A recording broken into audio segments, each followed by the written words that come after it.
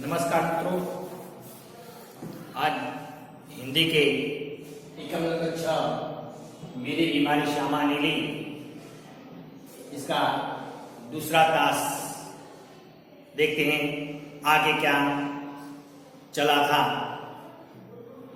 तो हरिवंश राय बच्चन बीमारी को अमेरिकी हरमजदगी मानते हैं। बीमार होना अपराध है। गांधी जी के शब्दों में बीमार होना अपराध है, इसी बात बताते हैं। लेखक बीमारी में और अधिक काम करते थे।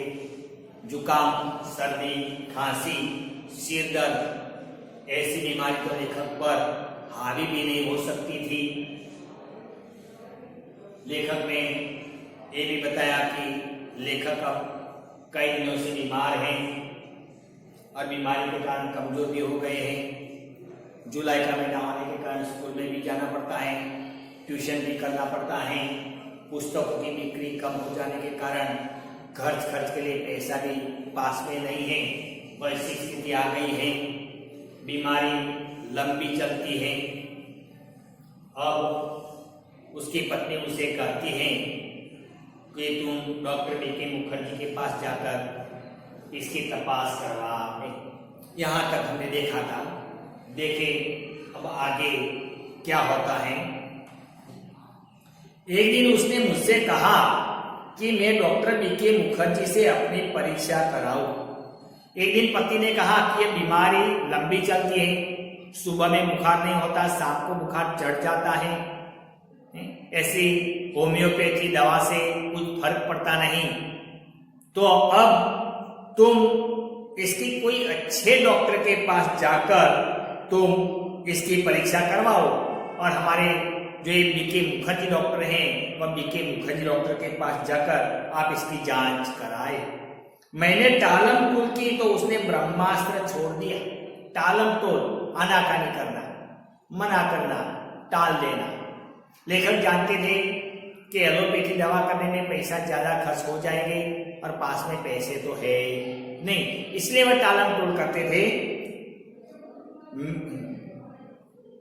जब मैं अपने को डॉक्टर को दिखलाऊं, वह खाना नहीं खाएगी, ब्रह्मास्त्र मानना ही था।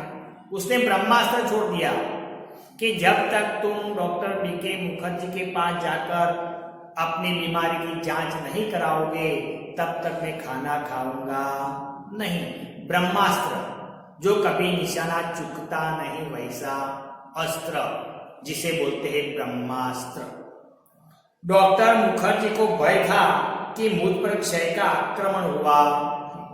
डॉक्टर मुखर्जी को पता चल गया था कि लेखक हरिवंश राय बच्चन को क्षय हो गया है, अर्थात क्षय का उसके पर आक्रमण हो गया है। नुस्खा उन्होंने लिख दिया। नुस्खा उपाय मतलब जो हकीम या वैद्य होते हैं, वे हकीम और वैद्य देसी दवा का जो उपाय बताते हैं उसको बोलते हैं नुस्खा। तो इसी प्रकार उसने नुस्खा लिख दिया और कुछ दिन चिंता मुक्त होकर पूरी तरह आराम करने के लिए कहा। और कहा कि तुम चिंता मुक्त रहो, चिंता करो मत, और कुछ दिनों तक तुम आराम करते रहो।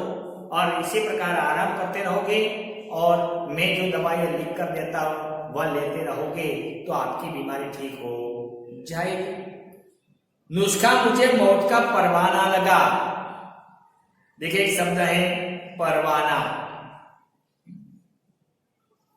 देखिए यह नुस्खा लेखक को मौत का परवाना लगा। मान लो कि मौत का आमंत्रण निमंत्रण दे रहा हो वैसा लगा यह उपाय। क्या मेरी विदा का समय आ गया? दवाइयां ऐसी लिखी तो लेखक को लगा कि क्या मेरी मृत्यु अब निकट है, मेरी मौत अब निकट आ गई, अब मेरे जाने का समय हो गया। क्या इतने ही दिनों के लिए मैं आया था? क्या इतनी जिंदगी गुजारने के लिए मैं आया था? इतना ही गाने गुनगुनाने, केवल इतना श्रम संघर्ष करने, इतने दुख संकट उठाने? क्या इस जिंदगी में इतने गाने गुनगुनाने में, इतना संकट उठाने में, इतना श्रम करने के लिए ही मेरी जिंदगी थी। स्वागत के साथ विदा की होती देखी तैयारी, बंद लगे होने खोलते ही मेरी जीवन मधुशाला। क्या मैंने अपनी भविष्यवाणी स्वयं कर दी थी? सबसे मर्म विधि प्रश्न था, क्या श्यामा के भाग्य में वैधव्य भी लिखा है? वैधव्य विधवा, पति के मर जाने के बाद स्त्री को विधवा कहा जाता है। उसको ज्यादा चिंता यही थी अपनी पत्नी की वैधव्य की। क्या मेरी पत्नी के भाग्य में, मेरी पत्नी के नसीब में क्या विधवा होना लिखा था? मरने से मुझे डर नहीं था, वह तो मुझे कठिन भी नहीं लगा। लेखक बताते हैं निडर थे, बाहोश थे। इसलिए लेखक कहते हैं कि मैं मरने से तो नहीं डरता था, मृत्यु मुझे डरा नहीं सकती थी, और वह मुझे कठिन भी नहीं लगता था। कठिन लगा मरने के पहले जीना। मरने के पहले जो जीना होता है वह कठिन होता है। हर एक व्यक्ति को मौत के पहले के जो 2, 3, 4 या 5 दिन के दिन होते हैं या कुछ समय होता है वह कठिन होता है, क्योंकि उसके समय लेखक अपने परिवार को देखता है, अपने घर संसार को देखता है, अपने जो कमाई हुई धन दौलत के बारे में सोचता है, और फिर सोचता है कि यह सब छोड़कर मुझे चला जाना होगा। अपने परिवार, अपने छोटे बच्चे, भाई बहन, माता पिता, यह सभी को देखता है, तब लगता है कि इन सभी को छोड़कर मैं चला जाऊंगा। तो यही बात उसको झकझोर देती। तो मरने से पहले जीने की बात है वह कठिन होती है, मुश्किल होती है। पूरे आराम के अर्थ होंगे ट्यूशन छोड़ दो। अब डॉक्टर ने बताया कि तुम्हें पूरा आराम करना है। अब पूरा आराम करना इसका अर्थ क्या? एक तो ट्यूशन भी छोड़ दें, स्कूल में जाना भी छोड़ दें, सब काम छोड़ दे और आराम करते रहे, तो यह पूरा आराम। स्कूल में से छुट्टी ले लो, ज्यादा हो तो बगैर तनख्वाह के लेने को तैयार। फिर घर का खर्च कैसे चलेगा? अगर ट्यूशन बंद हो जाए और स्कूल में से छुट्टी ले लो तो स्कूल में से मिलने वाले, ट्यूशन में से मिलने वाले पैसे भी बंद हो जाएगा, और मेरे पैसे इसी प्रकार बंद हो जाएगा तो मेरा घर का खर्चा कैसे चलेगा? मेरा खर्च कैसे निकलेगा? शालिग्राम केवल अपनी तनख्वाह के बल पर घर नहीं चला सकते। उसका एक भाई है और वह भाई का नाम है शालिग्राम। अब शालिग्राम को जो पैसे मिलते हैं वह पैसों में से शालिग्राम अपना भी घर चलाना पड़े और मेरा भी घर चलाना पड़े, तो यह काम शालिग्राम से हो सकता नहीं। कल उनकी बदली हो सकती है और वह भी सरकारी नौकरी करता है, और शायद कल उसकी बदली हो जाए तो वह अपने परिवार के साथ दूसरे शहर में रहने के लिए चला जाए, तो उसका घर खर्च और मेरा घर खर्च वह अकेला निकाल सकता नहीं। तब वे एक पैसा भी घर भेजने की स्थिति में न होंगे। महंगी दवाइयां कहां से आएगी? क्या कि एलोपैथी दवाइयां होती हैं वह तो महंगी होती है, और ऐसी महंगी दवाइयां भी आएगी कहां से? किताबों से आमदनी अनियमित और अनिश्चित है। किताबें भी अभी बिक नहीं रही, किताबें की बिक्री भी अनियमित है, इसलिए उसमें से मिलने वाले पैसे भी अनिश्चित और अनियमित हैं। कर्ज भी अदा करने को कम नहीं, और मेरे पर जो कर्ज लगा हुआ है, लोगों के पास से जो मैंने पैसे लिए हैं वह पैसा भी देना है वापस, और उसका कर्ज भी मुझे अदा करना। श्यामा ने मेरी बीमारी सुनी तो कांप उठी। जब श्यामा को पता चला नहीं कि मुझे क्षय हुआ है, तपेदिक हुआ है, तो यह बीमारी सुनकर श्यामा कांप उठी। क्या कि पहले के समय में क्षय रोग ऐसा था जानलेवा रोग था। आज जिस प्रकार कैंसर का रोग है, उसी समय जब उसकी दवाइयां नहीं थी तब यह क्षय, इसका नाम ही क्षय है। क्षय मतलब नाश। जब व्यक्ति को क्षय होता था तो वह व्यक्ति पहले से हिम्मत हार जाता। तो यहाँ श्यामा ने भी सोचा नहीं कि मेरे पति को क्षय हो गया है, तो वह अंदर से हिल गई, चिंतित हो गई, पर तुरंत संभल भी गई।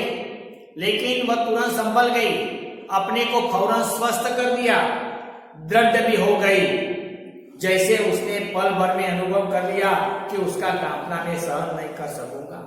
वे समझ गई कि अगर मैं डर गई, मैं कांप गई, अगर मेरे कांपने की, मेरी चिंता का पता अगर मेरे पति को लग गया तो मेरे पति यह बात सहन कर सकेंगे नहीं। इसलिए पति एक तो दुखी हैं और फिर मेरी चिंता को समझकर वह और दुखी हो जाए, वह श्यामा मानती नहीं थी। इसलिए श्यामा चिंतित थी, दुखी भी थी, अंदर से हिल भी गई थी, काम भी उठी थी, लेकिन फिर भी उसने अपने शरीर पर, अपने मुख पर चिंता का कोई आभा प्रकट की नहीं। इस खबर से मेरे माता पिता को तो लकवा सा लग गया, जो लकवा लग गया।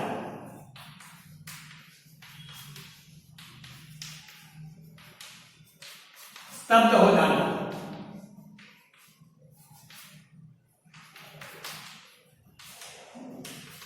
यह समाचार मेरे माता पिता को मिला नहीं तो मेरे माता पिता को तो लकवा सा लग गया, मतलब एकदम स्तब्ध हो गए।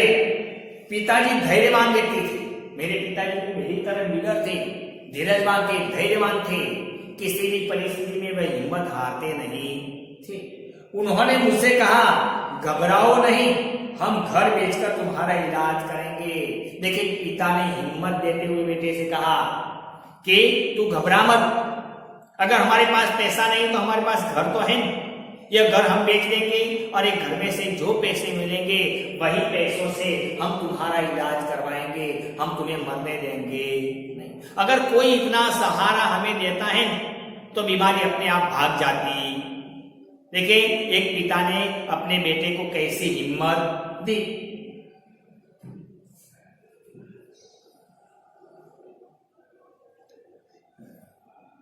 शालिग्राम असमर्थता की एक उसास लेकर रह गए। उसास निशासा, उसास क्या शब्द है? उसास, निशासा की सांस।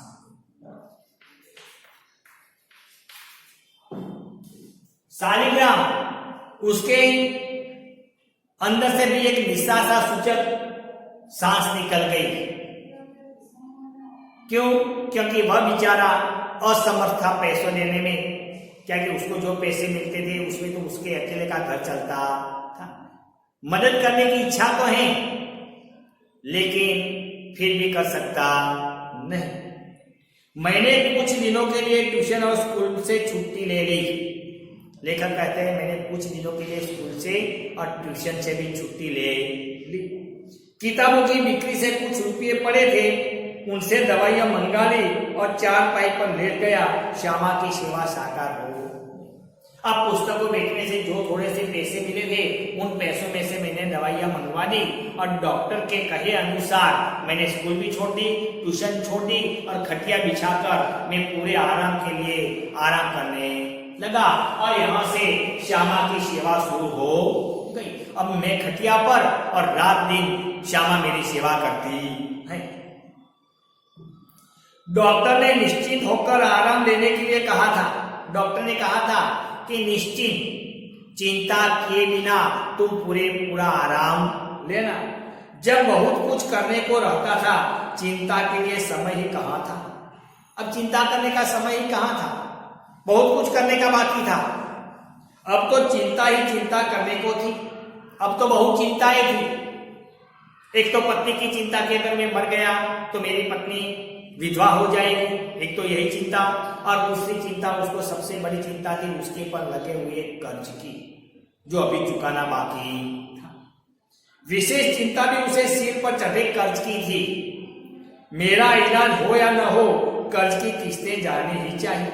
कि मेरा इलाज हो या ना हो, लेकिन कर्ज की किस्तें या जो हमने पैसे लिए हैं वह पैसे ऊपर जो कर्ज लगता है वह कर्ज की रकम जिसके पास से हमने कर्ज लिया है उसके पास अवश्य पहुंचनी चाहिए नियमित।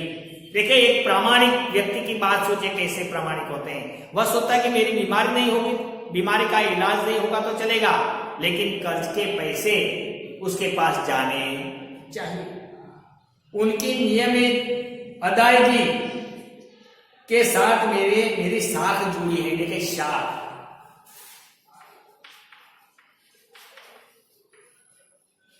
इज्जत, और दूसरा शब्द है अदायगी, पैसा चुकाना। ये पैसे चुकाने के साथ तो मेरी इज्जत जुड़ी हुई है। देखिए इज्जतदार व्यक्ति कैसे होते हैं, उसका जाना मेरे मरने से पहले ही मेरी मौत है। देखिए मेरी इज्जत चली जाए, वह मरने से पहले भी मरा हुआ। हमने एक बार बताया कि मांगने वाला मरा हुआ तो है, लेकिन मांगने वाले को देने से जो इनकार करता है वह उनके पहले मरा हुआ है। उसी प्रकार लेखक यही चाहते कि बीमारी से मर जाओ तो अच्छा है, लेकिन यह इज्जत से मरना मेरे लिए बुरा है। इसलिए अगर मैंने पैसे समय से नहीं दिया तो इसका मतलब है कि मैं जीते जी मर गया, मेरी साख चली जाएगी, मेरी इज्जत चली जाएगी। श्यामा के लिए मैं पारदर्शी दर्पण था। पारदर्शी, हम जो है वैसे दिखने वाले, उसको बोलते हैं पारदर्शी। उसने पूछा किस बात से चिंतित हो, चिंता ही खाती रहेगी तो दवा क्या लाभ पहुंचाएगी। देखिए पत्नी को पता चल गया कि मेरे पति मानो ना मानो लेकिन कोई चिंता कर रहे हैं, इसलिए पत्नी ने कहा कि अगर तुम इसी प्रकार चिंता करते रहोगे ने तो दवाइयों कम काम करेगी, और दवाइयों काम नहीं करेगी तो आप ठीक कैसे होंगे। इसलिए आप चिंता छोड़े और निश्चिंत होकर आराम करें। मैंने कहा ट्रेक्ट सोसाइटी के मुझ पर 400 रुपये कर्ज है।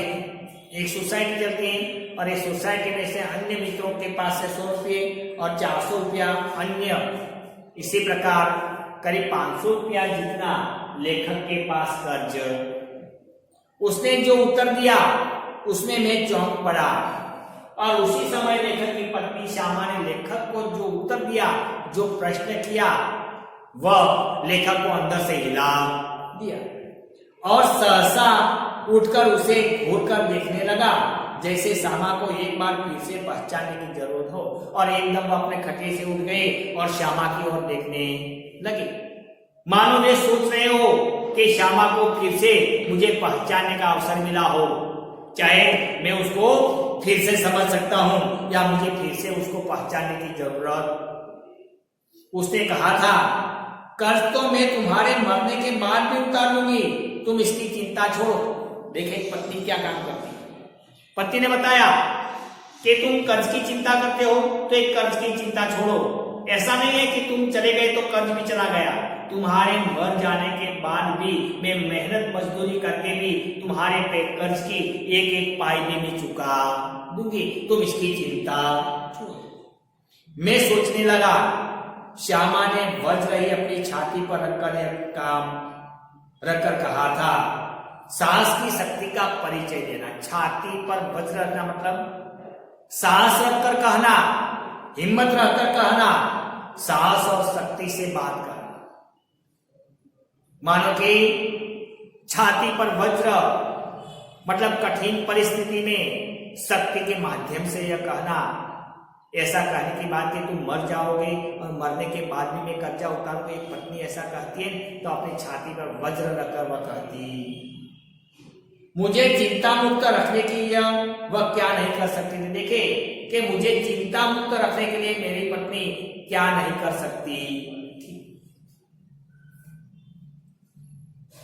मरने के लिए जो मैंने अपने आप को छोड़ दिया था वह मुझे एकदम गलत लगा। पहले तो मैंने सोचा था कि जीना कोई व्यर्थ है, लेकिन अब मैंने सोचा कि अब तो किसी न किसी प्रकार से मुझे जिंदा रहना आवश्यक है। मेरे लिए नहीं तो मेरी पत्नी के खातिर भी मुझे जिंदा रहना आवश्यक है। मुझे अपने लिए नहीं तो श्यामा के लिए जीने का संघर्ष करना चाहिए। श्यामा के लिए मैंने जीवन में कुछ नहीं किया कि मेरी पत्नी के लिए मैंने जीवन में कुछ किया नहीं। आधी जिंदगी चली गई लेकिन मैंने उसे सुख दिया नहीं, कभी करने के लिए योग्य नहीं रहा अब यदि मैं उसे ऐसी स्थिति में छोड़ जाऊं कि वह मेरे मरने पर मेरा कर्ज उतारने की चिंता करे तो मुझसे जघन्य अपराध कौन करेगा। मैंने उसे सुख तो नहीं दिया, लेकिन मरने के बाद भी मैं उसे दुख दूं। मेरा कर्जा मेरे मरने के बाद मेरी पत्नी मेहनत मजदूरी करके चुकाए तो मेरे जैसा जघन्य घोर अपराध कोई कर सकता नहीं। मैं श्यामा के लिए चिंताएं नहीं छोड़ जाऊंगा। मैं श्यामा के लिए पीछे कोई चिंता छोड़कर जाना चाहता नहीं। जीने का रास्ता खोजूंगा, जीकर अपनी चिंताएं समाप्त करूंगा। एक रात जैसे मेरे कानों में किसी ने कहा, एक रास्ता अब भी है। अब किसी न किसी प्रकार से मुझे जिंदा रहना है, चाहे कोई भी करनी पड़े, चाहे कैसी भी नौबत आए, लेकिन मुझे मेरे लिए नहीं तो मुझे मेरी श्यामा के लिए भी जिंदा रहना आवश्यक। और ऐसे सोच विचार में मानो कि रात के समय उसे कानों में कोई आकर कहता है कि चिंता मत करो, चिंता करो मत, जीने का रास्ता अभी एक बाकी है। अभी एक रास्ता है कि जिस रास्ते पर चलकर तुम जिंदा रह सकते हो। तो मित्रों, यह दूसरा तास हम यहाँ समाप्त करते हैं। अगली बार हम तीसरे तास के अंदर देखें। Thank you.